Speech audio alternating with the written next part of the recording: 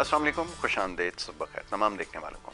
Programme है good morning Karachi और मैं हूं आपका मेज़बान मोहम्मद यासर। इस प्रोग्राम में अपने मुख्तलिफ हवालों से गुफ्तगू करते हैं, मसाइल के हवाले से बात होती है और गुज़िश्ता रोज़ भी कुछ मुख्तसरन गुफ्तगू हुई साल रवां के हवाले से जो अपने इख्तितामी मराहिल के अंदर दाखिल हो चुका है और साल के आखिरी चंद दिन बाकी हैं।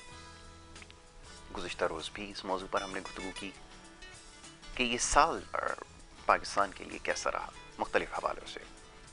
मईशत के हवाले से तो यकीनन बहुत सारे सवालात उठते रहे मुख्तलिफ औक़ात में। महंगाई सबसे बड़ा मसला पूरे साल रहा है और जायज़ा कर लिया जाए पूरी दुनिया में कम बेश ऐसी ही सूरत हाल रही। ऐसा नहीं है कि पाकिस्तान में कोई ख़ास मामला रहा हो जिसकी वजह से महंगाई और दीगर मामलात में ख़राबी आई हो। यकीनन इस बारे में कहा जा सकता है कि पूरी दुनिया यकीनन जानती है, यकीनन उसके इल्म में है, कोरोना वायरस की वजह से जो कुछ हुआ है या जो नुकसानात हुए हैं, बड़ी बड़ी मईशतें उससे बुरी तरह मुतासिर हुई हैं यकीन। और मैं बार बार ये बात दोहराता रहा हूँ अपने प्रोग्राम्स में कि यहाँ पर बड़ा खुदा ताला का फजल करम रहा कि मामलात निस्बतन बेहतर रहे। यकीनन मुश्किल फ़ैसले किए गए। पाकिस्तान जैसे मुल्कों के लिए जो तीसरी दुनिया के ममालिक शुमार होते हैं, थर्ड वर्ल्ड कंट्रीज़ जैसे हम कहते हैं, वहाँ पर बहुत मुश्किल होता है कि अगर लॉकडाउन जैसी अगर सूरत हाल पैदा हो जाए या अगर मईशत के हवाले से मुश्किल फ़ैसले किए जाएँ तो वहाँ सर्वाइवल बहुत मुश्किल हो जाता है। तो ये अल्लाह ताला की बड़ी ख़ास मेहरबानी रही कि इस मुश्किल सूरत हाल से उसने हमें निकाला भी, दोबारा अपने पैरों पर खड़ा होने के काबिल भी बनाया। ये अलग बात है कि हमारी अपनी गलतियाँ, कोताहियाँ और ख़ास तौर पे जो फ़ैसला साजी के अंदर जो कमज़ोरियाँ रही हैं, इसकी वजह से हमने अपने लिए मुश्किलात ज़्यादा पैदा की हैं। बहरहाल एक बात जिसके ऊपर बार बार बात होती है वो ये कि क्यों अभी तक हुकूमत की जानिब से, चाहे कोई भी हुकूमत हो, मैं इस हुकूमत की बात नहीं कर रहा, माजी में भी जो हुकूमतें रही हैं, संजीदगी का मुजाहरा नहीं किया कभी भी, ख़ास तौर पर हमारे मसाइल को हल करने के लिए। दावे, बयानात और इस तरह के जो मामलात हैं वो हर दौर में रहे। इस दफ़ा कुछ ज़्यादा तूल पकड़ गए और लोग इस वक्त ज़्यादा मुश्किलात का शिकार इस वजह से हुआ कि इस जो मौजूदा हुकूमत है, अब चाहे अपोजिशन जो भी इसको नाम दे गई है, सेलेक्टेड है या जिस तरीके से भी लाई गई है या आई है, हमारे वजूद में बड़ी ज़्यादा उम्मीदें लोगों ने वाबस्ता कर रखी थी और बुरी तरह उसमें उनको मायूसी हुई है। उसकी बड़ी वजह यह है कि हुकूमत की कोई ख़ास दिलचस्पी नज़र नहीं आई मामलात को हल करने में, बल्कि जो मामलात पहले से किसी न किसी तरह चल रहे थे उनमें बुरी तरह से बिगाड़ जो है वो पैदा किया गया और उस पर मज़ीद सोने पे सुहागा ये कि जिस तरह के जो वज़रा और इनके जो लोग हैं जिस तरह के बयानात देते हैं, मज़ीद लोगों की तकालीफ में इजाफ़ा हुआ। तो ये ताहाल सिलसिला जारी है और समझने से हम लोग कासिर हैं कि इसकी क्या वजह है कि अभी तक अब हुकूमत को महज थोड़े वक्त रह गया है, चंद महीने और रह गए हैं, लेकिन उसके बावजूद भी कोई भी संजीदगी का मुजाहरा करने के लिए तैयार नहीं। और ऐसा क्यों है? सवाल एक बहुत बड़ा ये है कि क्या जो हुकूमत लोगों के वोट से आई है उसको 5 साल मुकम्मल करने के बाद लोगों में वापस जाना होता है, लेकिन यहाँ तो सूरत हाल उसके बिल्कुल बरक्स नज़र आ रही है। ज़ाहिर लगता है ऐसा है कि बिल्कुल ज़हनी तौर पर तैयार हैं कि ना लोगों में जाना है ना उनसे वोट लेने हैं और बड़ी तल्ख बात है क्या किसी के इशारे के मुंतज़िर हैं? ये एक बड़ा अहम सवाल है। अब ये वो बातें हैं जो बैठकर इसलिए करना ज़रूरी कि जब हम बाहर जाते हैं तो लोग हमसे ये सवाल करते हैं कि ऐसा क्यों है, इतनी गैर संजीदगी का मुजाहरा क्यों? यकीनन गैर संजीदा लोग हैं, उनसे संजीदगी का मुजाहरा तो नहीं कर सकते, बड़ा मुश्किल काम है। ख़ास तौर पर चंद एक वज़रा जिनको आप रोज़ाना टेलीविज़न के ऊपर देखते हैं, सुबह से लेकर शाम तक बयानात दागते हैं, तो पूरा साल गुजर जाने के बावजूद भी कोई खातिर खा अभी तक कोई कारकर्दगी नज़र नहीं आई है। तो बहरहाल ये सिलसिला ताहाल जारी है। अब भी लोग मुंतज़िर हैं कि क्या पता आवाम के मसाइल के बारे में सोचना शुरू कर ही दें, क्या उनको ख्याल आ ही जाए कि लोगों के मसाइल हल करने हैं। और साथ साथ ये भी कि मीडिया के ऊपर भी तनकीद होती रही कि बड़ी सख्त बातें करते हैं और मीडिया ट्रायल का लफ्ज़ जो है वो माशाल्लाह चंद एक इस्तिलाहात ये सीख चुके हैं, तो उसमें ये एक लफ्ज़ भी सीख चुके हैं कि मीडिया ट्रायल जो है वो हमारा हो रहा है और हमसे जो है सवाल किया जा रहा है। शायद ये भूल गए कि इससे पहले भी मीडिया इसी तरह सवालात उठाता रहा और उठाता रहेगा, चाहे ये हुकूमत हो, इसके बाद कोई हुकूमत हो या कोई और तीसरी हुकूमत हो, सवालात उठते रहेंगे और इसका जवाब देना आपके ऊपर लाजिम है। बहरहाल تو جناب بات ہو رہی تھی کچھ پیغامات کے حوالے سے.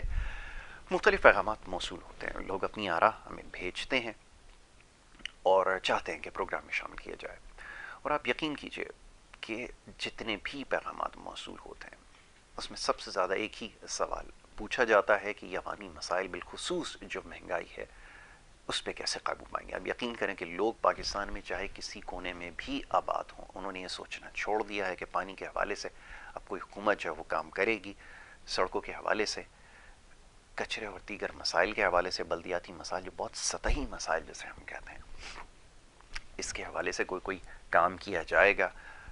بلدیاتی انتخابات بھی کہیں نہ کہیں ہوئے, لیکن پھر بھی عوام کے جو مسائل ہیں, بنیادی مسائل, وہ حل نہیں ہوئے. اس لیے کسی کو کوئی امید نہیں ہے کہ ان سے مسائل کا حل نکالا جا سکتا ہے, کیونکہ نظام ہی بائی ڈیفالٹ ایسا بنایا گیا ہے کہ وہ ڈیلیور نہیں کر سکے گا ایک چیز. تو یہ ایک بہت بڑا مسئلہ رہا ہے پاکستان میں بسنے والے لوگوں کے لیے. تو پیغامات کا میں تذکرہ کر رہا تھا, کیونکہ بہت سارے پیغامات آتے ہیں اور لوگ چاہتے ہیں کہ سارے کے سارے پروگرام میں شامل کیے جائیں. مختصر وقت میں بہت مشکل ہوتا ہے کہ سارے پیغام شامل کیے جائیں. تو جب بھی موقع ملتا ہے میں آپ کے پیغامات آپ تک پہنچاتا ہوں. تو میں یہ عرض کر رہا تھا کہ سب سے زیادہ جس بارے میں بات ہوتی ہے وہ مہنگائی کے حوالے سے. تو مہنگائی پہ قابو پانے میں کوئی خاص دلچسپی نظر نہیں آئی, اور جس طرح کے بیانات دیے گئے, گزشتہ روز دیکھ رہا تھا ایک بڑے اچھے ہمارے دوست ہوا کرتے تھے, وہ آج کل فائننس منسٹری کے لیے جو ہے ان کی ترجمانی کر رہے ہیں اور اعداد و شمار دے رہے ہوتے ہیں مختلف قسم کے. تو بہرحال یہ تو چلے, پاکستان میں سب کو ہی اس بارے میں یقیناً علم ہوگا کہ جب بھی حکومت سے باہر لوگ بیٹھے ہوتے ہیں تو بہت زیادہ تنقید کرتے ہیں. جب ان کو کوئی نہ کوئی عہدہ دے دیا جاتا ہے تو اس کے بعد پھر وہ وہی زبان بولنے لگتے ہیں. جیسے ماشاءاللہ فائننس کے جو منسٹر آپ کے ہیں, 10 دن پہلے تک جب وہ منتخب نہیں ہوئے تھے, جس طرح کے بیانات تھے وہ میڈیا میں ریکارڈ پر موجود ہیں, جو حکومت اور معیشت کے حوالے سے تھے, اور 10 دن کے بعد جب انہیں عہدہ دیا گیا تو اس کے بعد سارا کا سارا معاملہ جو ہے ایک دم سے تبدیل ہو گیا. بہرحال تو یہ تو کوئی نئی بات نہیں ہے, یہ سلسلہ ہمیشہ سے چلتا ہے اور آگے بھی ایسا ہی معاملہ چلتا رہے گا. تو جناب عرض یہ ہے کہ ان معاملات کو حل کرنے کے لیے اب تو یہ سوال نہیں کیا جاتا کہ کیا حکمت عملی, کیونکہ وہ سارا وقت جو ہے وہ آپ گزار چکے ہیں. کہ آج بھی اگر کوئی پالیسی بنائی جائے گی تو یقیناً اس پہ عمل کرنے میں کچھ وقت درکار ہوگا, اور یقیناً 1-1.5 سال کے اندر یہ سارے مسائل حل کرنا آپ کے لیے ناممکن ہے. تو یہ تو اب لوگوں کی امید اب ختم ہو چکی ہے. بس دعا یہ کی جا رہی ہے کہ جیسے جیسے یہ سال گزر رہے ہیں, معاملات کسی طرح اس قابل رہیں کہ ہمارا جو گزارا ہے وہ ہو سکے. بس یہی لوگوں کی خواہش ہے, مزید بوجھ نہ ڈالا جائے. منی بجٹ کی بات ہو رہی ہے, منی بجٹ جو ہے وہ پیش کی جا رہا ہے. تو بہرحال یہ ایک نئی اصطلاح جو ہے وہ استعمال ہو رہی ہے, منی بجٹ. اور یہ جو ہر 15 دن کے بعد جو بجٹ آ رہے ہیں پیٹرول کے بڑھنے کی صورت میں, اس کو کیا نام دیں گے یہ میں نہیں اس کا جواب دے سکے. میں کوشش کرتا ہوں کہ رابطہ کروں کبھی, اس بارے میں ان سے بات کی جائے کہ اس کو کیا نام دیا جائے گا. پیٹرول کی قیمتوں میں جو کمی تو نہیں, خیر اس کو استعمال کرنا چاہیے, اضافہ ہو رہا ہے, کمی تو کرنی تھی. خیر میرے دماغ میں ایک دم سے یہ بات آئی کہ جب ان کو لکھ کر دیا جاتا ہے کہ 10 روپے کی آپ نے کمی کرنی ہے تو اس پہ 5 روپے جو وہ کم کیے جاتے ہیں, اور جب بڑھانے کی بات آتی ہے 1 یا 1.5 روپے کی 10 روپے بڑھا دیے جاتے ہیں. یہ سب کچھ اسی ملک میں ہو رہا ہے.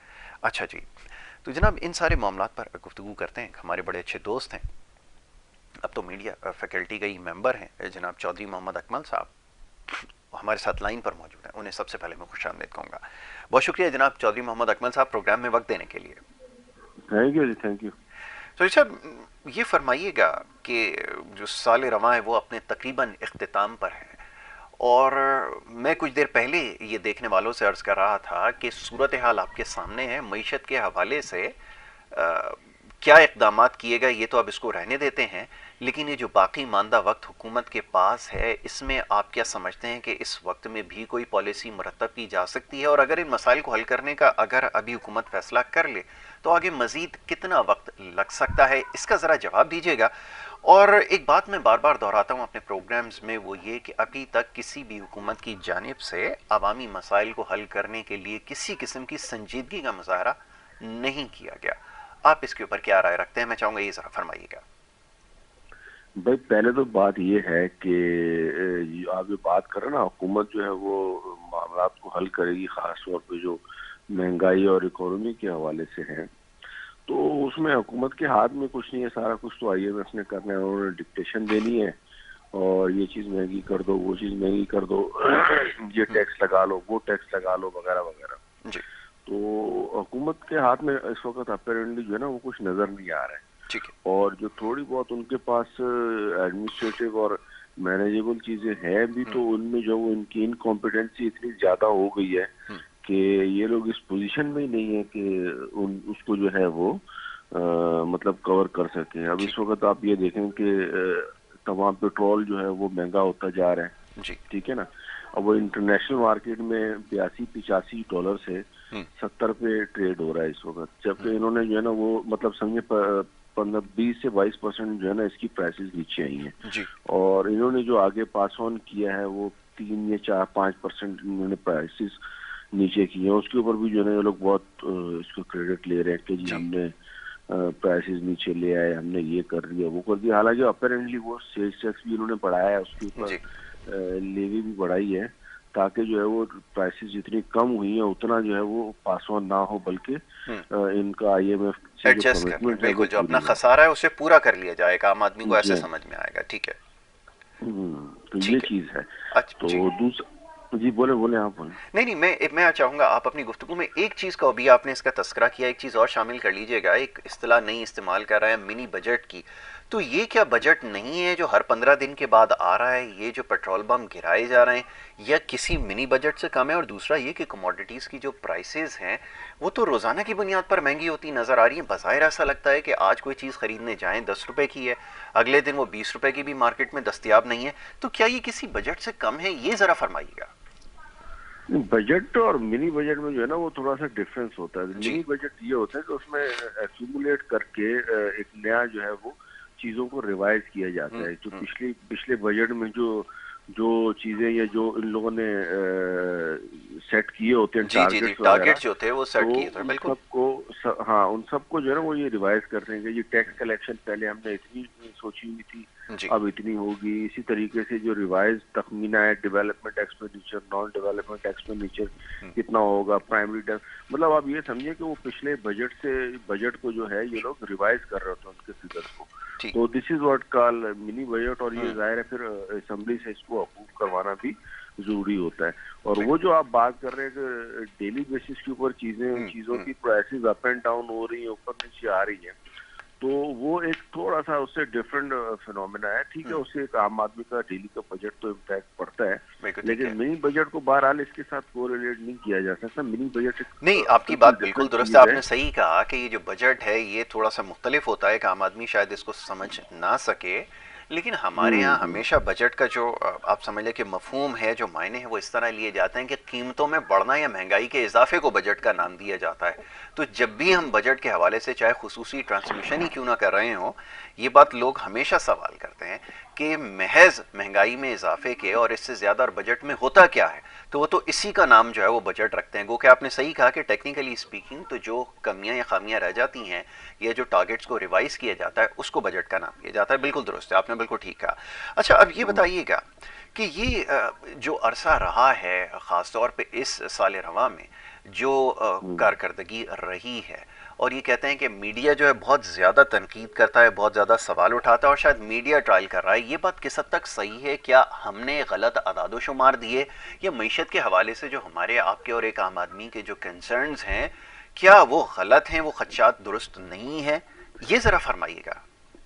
دیکھیں, اس میں ہوتا یہ ہے کہ ایک عام آدمی کی جو معیشت ہے نا وہ ڈفرینٹ ہے, بالکل اور جو ٹیکنیکل ٹرمز میں جو معیشت ہے وہ بالکل ڈفرینٹ ہے. ٹھیک ہے. تو ہمارے یہاں پہ آپ دیکھیں جب بھی ایکسپرٹس وغیرہ یا ایون بات کرتے ہیں نا, تو وہ ٹیکنیکل ٹرمز کو بہت زیادہ یوز جی کرتے جی, ہیں. آپ نے صحیح کہا, بالکل. فار ایگزامپل کہ جی ڈی پی گروتھ کیا ہوگا, current account deficit, tax to G D P ratio جی کیا جی ایسا ہوگا, ہی. اینڈ سو آن. تو اب اس قسم کی جب چیزیں ہوتی ہیں تو یہ ایک عام آدمی کی جو ہے نا وہ سمجھ سے بالا تر ہوتی ہے. عام آدمی کے لیے 3 چیزیں جو ہے نا وہ سب میٹر کرتے ہیں, جو پرائمری جو economic indicators, this is what we call, کہ ایک تو آپ کی مہنگائی, دوسرا جو ہے وہ غربت, اور تیسرا جو ہے وہ بے روزگاری. ان 3 چیزوں کے اوپر جو ہے وہ ساری کی ساری جتنی بھی آپ کی اکنامی کی ٹرمز ہیں وہ ساری کی ساری انہی 3 چیزوں کو کور کر رہی ہوتی ہے انڈائریکٹلی. تو اب ہمارے یہاں اگر ان تینوں چیزوں کا معائنہ اگر آپ کریں ریویو, تو آپ دیکھیں گے کہ مہنگائی جو ہے وہ 11.5% کے اوپر ہے اس وقت. کنزیومر پرائس انڈیکس جس کو ہم کہتے ہیں, کہ مطلب جو اشیاء ضروریہ ہیں عام آدمی کی, تو وہ 11.5% جو وہ پچھلے سال کے مقابلے میں ہے.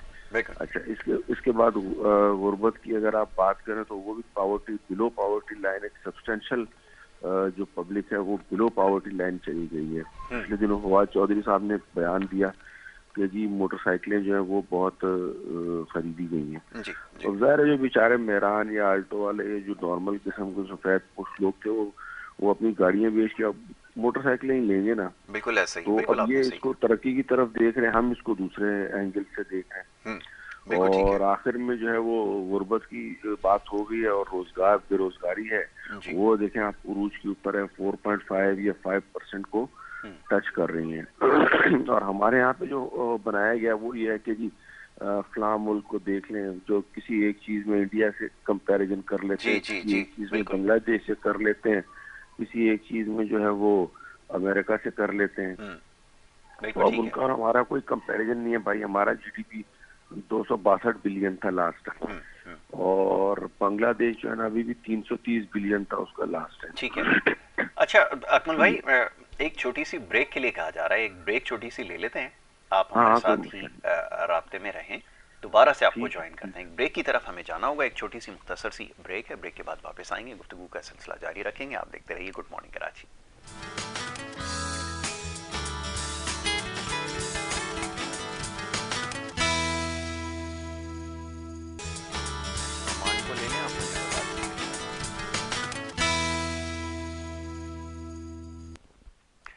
پروگرام میں آپ کو ایک دفعہ پھر خوش آمدید کہیں گے. بریک پہ جانے سے پہلے کچھ بات ہو رہی تھی معیشت کے حوالے سے. سال 2021 کی جو معاشی کارکردگی ہے اس حوالے سے بات کر رہے تھے.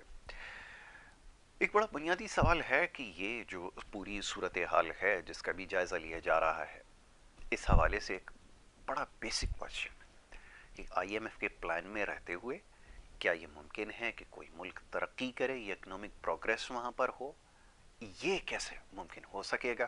اور یہ قرض اتارنے کے لیے بڑے آسان اور سادہ الفاظ میں کہ جو قرض ملک کے اوپر ہیں چڑھے ہوئے, ان کو اتارنے کے لیے کیا مزید قرض لے کے معاملات حل ہو سکتے ہیں؟ کیونکہ یہ جو قرض اتارے جا رہے ہیں اس پہ مزید پھر قرض چڑھیں گے اور پھر سود کی ادائیگی کی وجہ سے آپ کو مزید جو ہے وہ خسارہ ہوگا. اس حوالے سے جو ہے وہ گفتگو کریں گے. ہمارے ساتھ لائن پر اس وقت چودھری اکمل صاحب بریک پہ جانے سے پہلے موجود ہے. اس وقت ہے ہمارے ساتھ لائن پہ؟ اچھا لائن پر ہیں چودھری اکمل صاحب, ان سے ہی بات ہو رہی تھی. تو چودھری صاحب آواز آپ میری سن سکتے ہیں؟ جی آ رہی. جی فرمائیے گا. اب یہ جو صورتحال ہے جس کا بھی میں نے تذکرہ کیا کہ آئی ایم ایف کے پلان میں رہتے ہوئے معاشی ترقی کیسے ممکن ہے, قرض اتارنے کے لیے مزید قرض لینا, اور نہ صرف یہ بلکہ اب آنے والی جو بھی حکومت ہوگی یا جو بھی سیٹ اپ ہوگا یا نہیں بھی ہوگا, جو بھی معاملہ ہوگا اس کے لیے کتنی مشکل ہوگی معیشت کو سنبھالنا, کیونکہ جس طرح ابھی کارکردگی رہی ہے, جو نقصانات ہوئے ہیں, جو ڈیمیجز ہیں, اس کی بھرپائی بڑی دیر سے جا کر ہوگی. یہ تو آپ اور ہم شاید سمجھتے ہوں, لیکن ایک عام آدمی شاید اس کے بارے میں نہیں سمجھتا. تو یہ معاملہ پھر آگے کیسے چلے گا, یہ ذرا ہمیں سمجھا دیں. دیکھیں آئی ایم ایف کے پاس جانا جو ہے نا وہ کسی بھی حکومت کے لیے یا کسی بھی ملک کے لیے جو ہے نا سب سے لاسٹ آپشن ہوتا ہے, اور کوشش ہر ایک کی یہی ہوتی ہے کہ آئی ایم ایف کے پاس نہ جایا جائے. بیسیکلی آئی ایم ایف جو ہے نا وہ اتنا زیادہ لون دیتا نہیں ہے. اب اگر ہمارے بھی یہاں پہ آپ جو پاکستان کے سینیریو میں بات کریں تو بات یہ ہے کہ ہمارے یہاں پہ بھی 1 بلین کا انہوں نے ابھی قسط دینی ہے جو دینی ہے, جبکہ ہماری ابھی اس وقت ریکوائرمنٹ جو ہے وہ کم سے کم 15 سے 16 بلین ڈالر کی بن رہی ہے جو ہمیں اس وقت ضرورت ہے. تو لیکن ہوتا یہ کہ آئی ایم ایف کے پاس جانے سے آپ کو تھوڑی سی ایک کریڈیبلٹی کنٹری کی اس میں آ جاتی ہے کہ یہ کنٹری جو ہے وہ ڈیفالٹ کی طرف نہیں جائے گا. تو اس کے نتیجے میں ہوتا یہ ہے کہ اے ڈی بی جو ہے وہ یا دوسرے ایشین ڈیولپمنٹ بینک ہیں یا جو دیگر ادارے ہیں وہ پھر جو ہے وہ آپ کو لون کی سہولت دے دیتے ہیں. ٹھیک ہے, تو ان سے پھر آپ کے پاس جیسے آپ سمجھے پیرس کلب ہے یا دیگر جو فائنینشیل ادارے ہیں وہ آپ کو قرضہ دے دیتے ہیں. اب اس کو پاکستان کی صورتحال میں اگر آپ دیکھیں تو پاکستان کا جو اس وقت آؤٹ اسٹینڈنگ لون ہے اس سال میں ان کو 10 سے 12 بلین ڈالر ابھی ریپے کرنے ہیں. اور ظاہر ہے پھر ان کو اپنے پاس ریزروز کو مینٹین بھی کرنا ہے تاکہ جو وہ روپی اور ڈالر کی پیرٹی جو ہے وہ برقرار رہے. اب ان سب چیزوں کو برابر رکھنے کے لیے اور پیرٹی میں رکھنے کے لیے ڈالر ظاہر ہے آئی ایم ایف کی جو ہے وہ جو بھی ان کی ریکوائرمنٹس ہوں گی وہ پوری کرنی ہوں گی، اور آئی ایم ایف کی پہلی کوشش یہی ہوتی ہے کہ جو ہے وہ ملک کسی بھی طریقے سے اس پوزیشن میں آ جائے کہ لون یا اس کی جو انسٹالمنٹ بنتی ہے وہ پے کرے. اب وہ پے کرنے کے دو طریقے ہوتے ہیں، یا تو ٹیکسز وغیرہ آپ لگائیں. جی اب ہمارے یہاں پہ اس کو جو ہے نا بہت الٹا لیا جاتا ہے، بٹ ٹیکس تو لگا دیتے ہیں، سب کچھ کر دیتے ہیں، لیکن دوسری طرف وہ جی ڈی پی گروتھ کے اوپر ورکنگ نہیں کرتے. اب پچھلے دنوں میری بات ہو رہی تھی ان سے، ترجمان سے وزارت خزانہ کے، تو وہ کہہ رہے تھے کہ یہ قرضہ لینا تو کوئی بری بات نہیں ہے، انڈیا کا ہم سے بھی زیادہ قرضہ ہے، فلاں ملک کا ہم سے بھی زیادہ قرضہ ہے، تو اس کو جی ڈی پی کے جو ہے نا وہ پروپورشن میں دیکھا جاتا ہے کہ debt to G D P ratio کیا ہے. تو میں یہی تو عرض کر رہا ہوں نا کہ چلیں debt to G D P کے بھی پروپورشن میں اگر آپ دیکھیں تو ہمارا جی ڈی پی گروتھ بھی تو نہیں ہو رہی نا.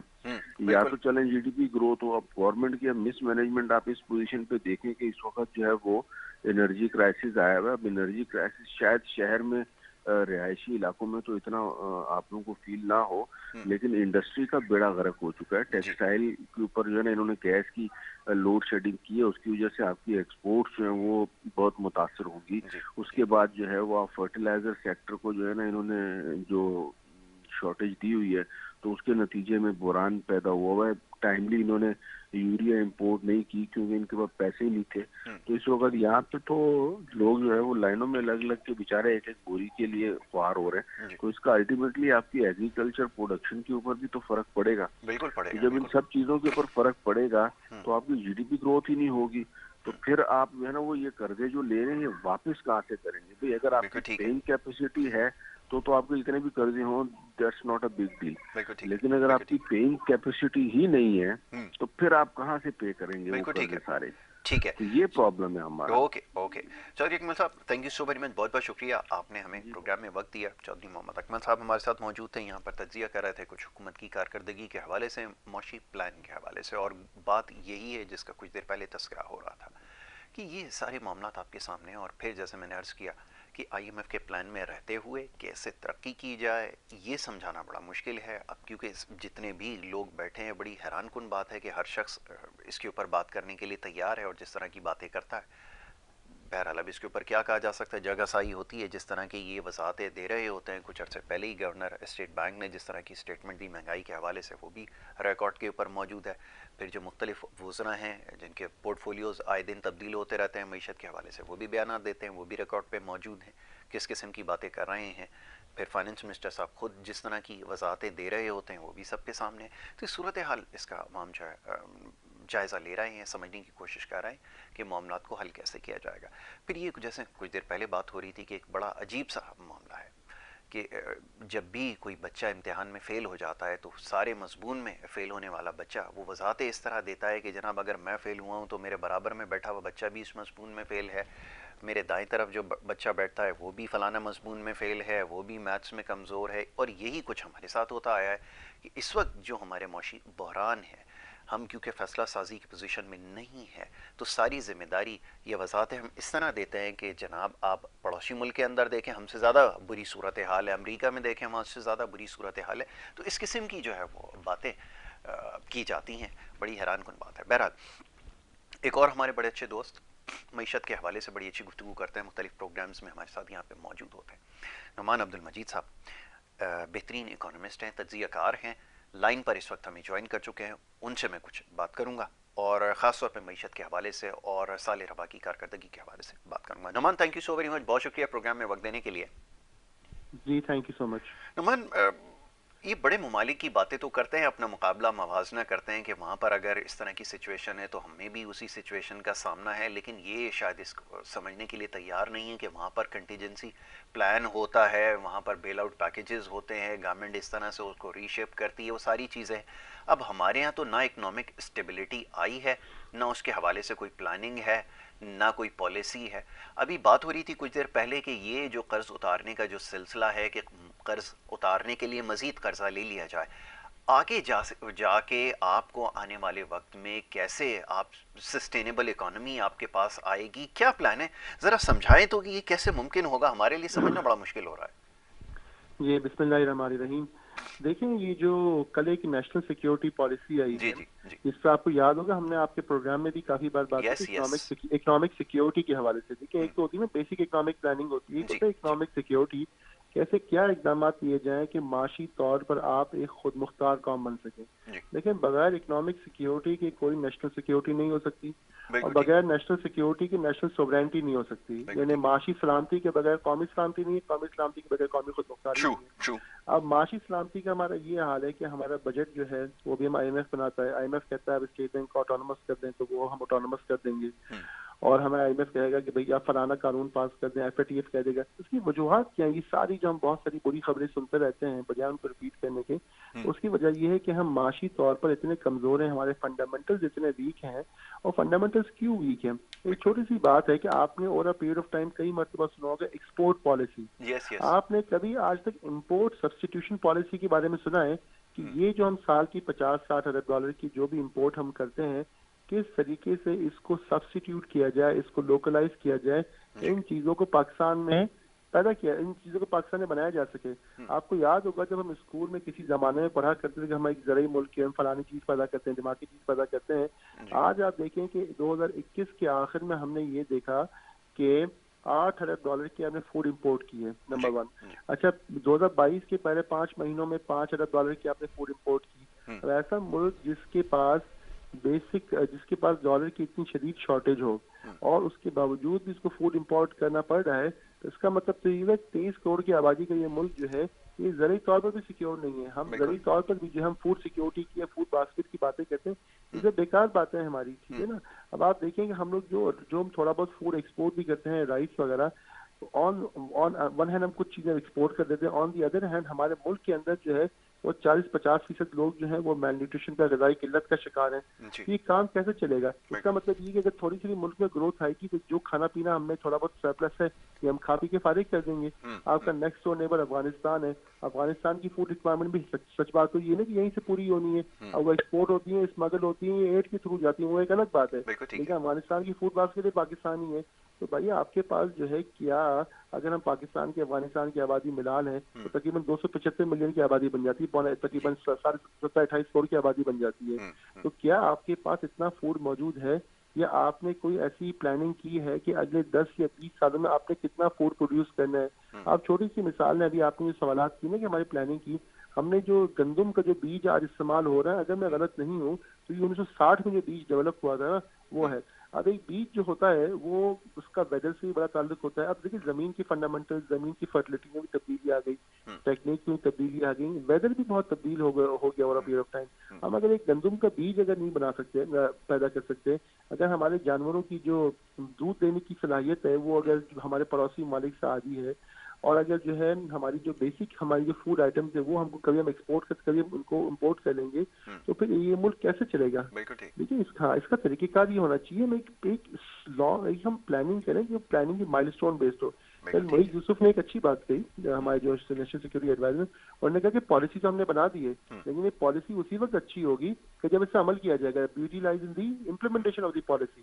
اب دیکھیے پہلی بار پاکستان میں پالیسی بنی، اللہ کرے اس پالیسی کی بنیاد پہ کوئی ایسی ہم حکمت عملی بنائے کہ جس کو بعد میں امپلیمنٹ کر کے کم سے کم ہم ہماری جو لیٹر ایج میں یا ہماری اگلی جنریشنز کو جو ہے نا یہ عالمی سطح پہ ذلت نہ اختیار کرنی پڑے. بالکل ٹھیک ہے بالکل ٹھیک ہے. Noman thank you so very much, بہت شکریہ، اور آپ کو انشاءاللہ بہت جلد اسٹوڈیو میں زحمت دیں گے اور یہاں پر پھر آپ سے مزید جو ہے وہ اس بارے میں گفتگو ہوگی. بڑا اچھا تجزیہ نعمان نے ابھی کیا ہے خاص طور پہ فوڈ سیکیورٹی کے حوالے سے، اور یہ سارے معاملات اس کو بھی دیکھنا ضروری ہے جس کا بھی تذکرہ ہوا ہے کہ جس طرح سے آنے والے وقت میں شارٹیجز ہوں گی اس کے لیے کیا پلاننگ جو وہ کی گئی ہے. تھیبو صاحب کو ذرا لگائیں اور ان سے بھی ذرا کچھ بات کرتے ہیں.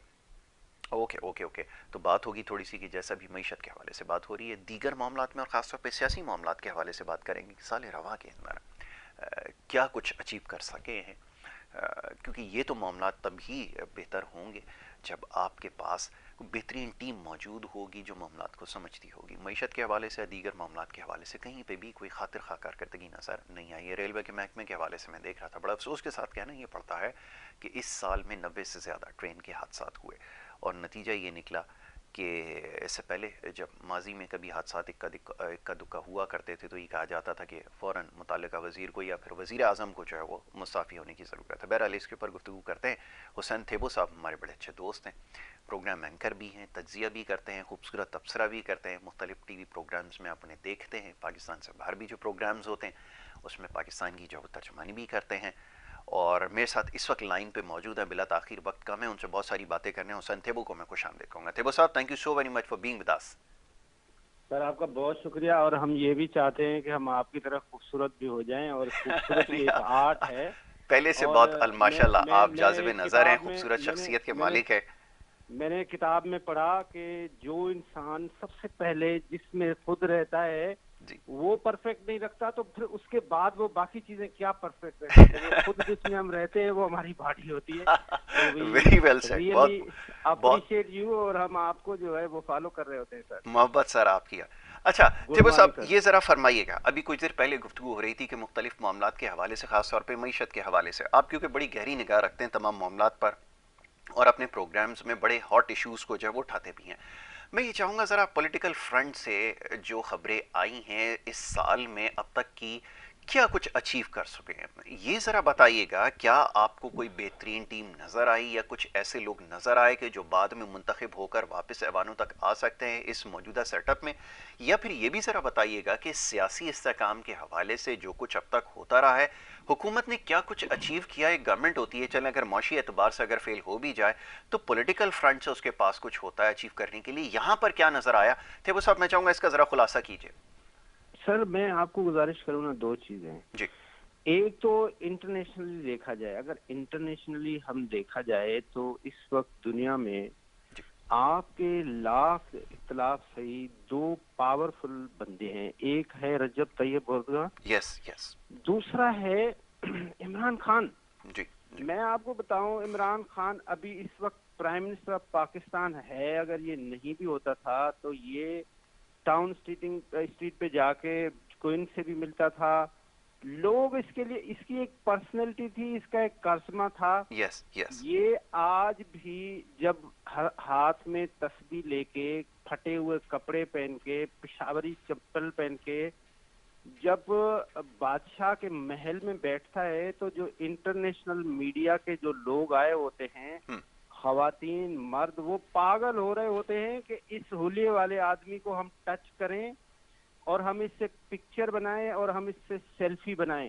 یہ تو ہو گیا پرسنالٹی کا کرزما. اور ادھر سے اردگان کو دیکھ لیں. لیکن یہ دونوں بندے میسربلی فیلڈ ہوئے ہیں. اردگان بھی جو ابھی تجربے کر رہا ہے, کان سے پکڑ کے کبھی اپنی کرنسی کو اوپر لے جاتا ہے, کبھی اپنی نیچے لے آتا ہے, کبھی آیا صوفیہ کو مسجد بناتا ہے, کبھی کہتا ہے کہ سلطان مسجد جو ہے وہ خالی پڑی ہوئی ہے, اس میں نماز کیوں نہیں پڑھتے ہو. میں سمجھتا ہوں جو انٹرنیشنل مافیا ہے وہ کبھی بھی نہیں چاہتا کہ کوئی بہت بڑا لیڈر لائک تو وہ فرنٹ پہ آئے اور ہمیں لیڈ کرے, جو ہم اکانومیکل ہب ہیں, ہم پاور ہیں. آپ مجھے بتا دیں کون ہے جس نے یو اے ای کو بنایا؟ کوئی نہیں ہے. یہ مسلم ملک تھے. یہ بھٹو صاحب نے ایک کانفرنس کرائی, اس کے بعد انہوں نے دنیا کو آفر دی کہ آپ آئیں اور آپ آ کے دبئی میں چودھری بنیں, اپنے اپنے پیسے لگائیں اور اپنی اپنی بزنس کریں, اور رول کو فالو آپ کریں, آپ بنائیں, آپ بتائیں کہ کس طرح سے قانون بنانا ہے. تو اس کا مطلب یہ ہے کہ انہوں نے اپنے آپ کو چودھری نہیں بنایا. اچھا, خان صاحب کا مسئلہ یہ ہے کہ وہ کہتا ہے کہ ایبسلیوٹلی ناٹ. وہ کہتے ہیں جناب ایبسلیوٹلی ناٹ آپ نہیں کہہ سکتے. آپ انڈیویجولی عمران خان تو تھے, لیکن جب ریاست اسٹیٹ ٹو اسٹیٹ آپ بات کریں گے نا تو پھر آپ کے ریزرو سے بات ہوگی. تو آپ کا اکانومیکلی سسٹم. دوسری بات یہ ہے کہ ٹیم کی پرفارمنس آپ دیکھیں, جو فرنٹ پیج کے مینیجرز ہیں ان کی آپ اس وقت پرفارمنس دیکھیں, وہ آپس میں لڑ رہے ہوتے ہیں کہ میرا فون گیس میرے گھر پہ نہیں آ رہی تو میرا منسٹر فون نہیں اٹھا رہا. ایسا ہی ہے. اب آپ دیکھیں اس وقت پشاور میں کیا ہوا. پشاور میں یہ ہوا کہ لیڈرشپ آپس میں کہہ رہی ہے کہ پیسے لیے گئے, اور جو لیڈر ہے وہ کہہ رہے نہیں, صحیح لوگوں کو جو ہے وہ ٹکٹ نہیں دی گئی. تو ٹوٹل کا ٹوٹل مس اپ لگ رہا ہے. اچھا, ابھی جو منی بجٹ آ رہی ہے, منی بجٹ کو وہ کہہ رہے ہیں کہ نہیں یہ ہم ریفارم بجٹ لا رہے ہیں. بھائی ریفارم بجٹ کیا ہوتا ہے؟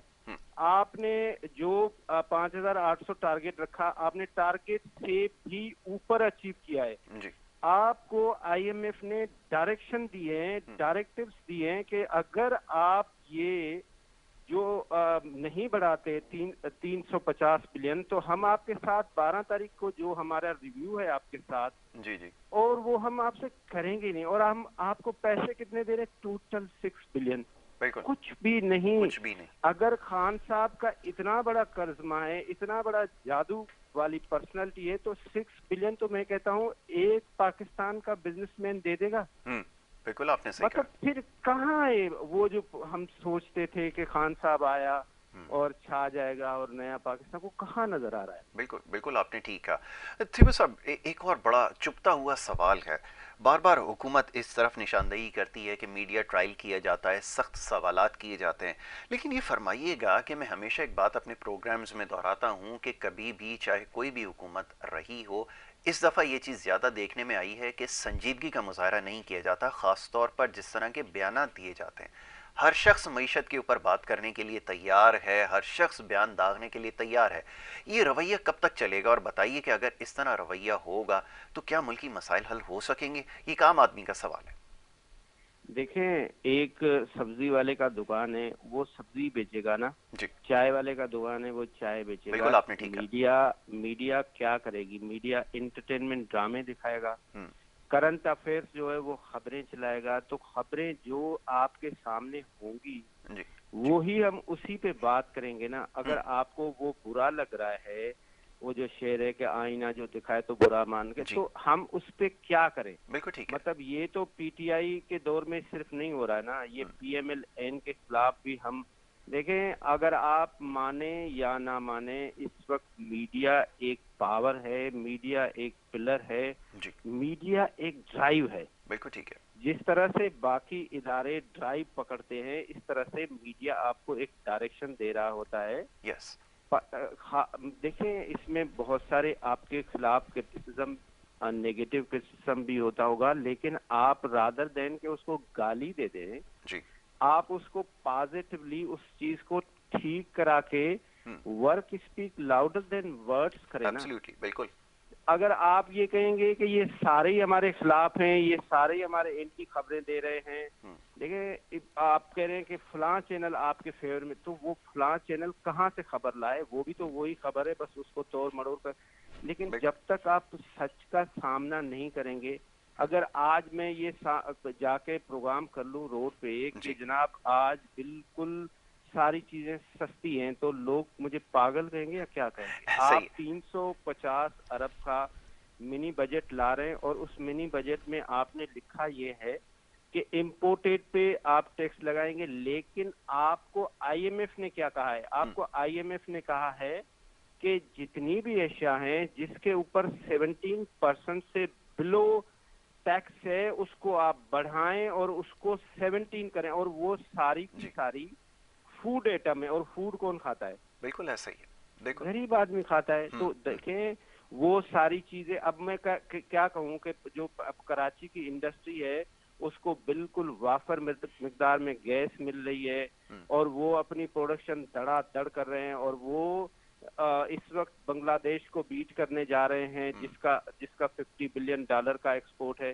تو کیا لوگ پاگل کہیں گے مجھے یا کیا کہیں گے؟ تو بھائی سچ تو آپ کو بتانا پڑے گا نا، آپ کو برداشت کرنا پڑے گا کہ آپ جو کہتے تھے کہ فلانا رینٹل ہے اور فلانے نے ایل پی جی یوں خریدی اور قطر کا معاہدہ، تو بھائی انہوں نے گیس تو دی، آپ تو وہ دے ہی نہیں رہے. یہ تو کوئی طریقہ نہیں ہے نا. بالکل ٹھیک ہے. بالکل ٹھیک ہے. اگر آپ کہتے ہیں کہ ہم کرپشن نہیں کر رہے ہیں، تو آپ کی کرپشن انڈیکس کیسے بڑھ رہی ہے؟ وہ ہم تو نہیں بڑھا رہے نا. بالکل ٹھیک ہے. تیبو صاحب یہ کرپشن کے حوالے سے آپ سے تفصیلاً گفتگو کرنی ہے، لیکن یہاں پہ کیونکہ میرا سیگمنٹ کا جو ہے وہ اختتام ہو گیا ہے، آپ جلدی سے کراچی تشریف لے آئیے، پھر آپ کو اسٹوڈیو میں زحمت ہم نے دینی ہے، پھر آپ کے ساتھ بیٹھ کے جو ہے وہ تفصیلاً اس کے اوپر گفتگو کرتے ہیں. فی الوقت آپ نے پروگرام میں ہمیں اپنا قیمتی وقت دیا، اس کے لیے بڑا شکر گزار ہوں. بہت شکریہ. Thank you sir. Thank you. یہ جی حسین تھیبو صاحب تھے، ہمارے بڑے اچھے دوست، بڑے بہترین تجزیہ کر رہے تھے، اور انہوں نے بھی انہی سوالوں کی نشاندہی کی جو ایک عام آدمی پوچھ رہا ہے.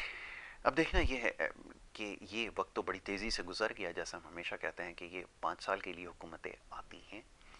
क्या पॉलिसी लेकर आती हैं, बजट फिर लेकर आ रहे हैं, मिनी बजट का इसको नाम दिया गया है। और अब शायद मामला लोगों की समझ में आना शुरू हो गए कि इन बजट का क्या मकसद है, कौन से टारगेट्स हैं जो मज़ीद अचीव करना चाहते हैं, इससे आवाम के ऊपर मज़ीद कितना बोझ पड़ेगा। ये हमारी ज़िम्मेदारी है कि लोगों को आगाह किया जाए और उनको बताया जाए कि ये मामला जो है वो आगे किस तरफ जा रहा है। बहरहाल सवालात उठते रहेंगे, यकीनन तकलीफ सवालात हैं, लेकिन आपको इसके ऊपर कुछ करना पड़ेगा। और जैसे मैं बात ना चाहते हुए भी दोबारा दोहरा देता हूँ कि अब उम्मीद बिल्कुल ख़त्म हो चुकी है, क्योंकि वो वक्त जो है वो गुजर चुका है। तो जनाब इसके हवाले से मज़ीद गुफ्तगू होगी। इस सेगमेंट क्योंकि हमारा इख्तिताम पज़ीर यहाँ पर हुआ जाता है, दूसरे सेगमेंट की तरफ बढ़ना होगा। आपकी सेहत के हवाले से प्रोग्राम में गुफ्तगू होगी, तो सिलसिला जारी रहेगा। आप देखते रहिए प्रोग्राम गुड मॉर्निंग कराची।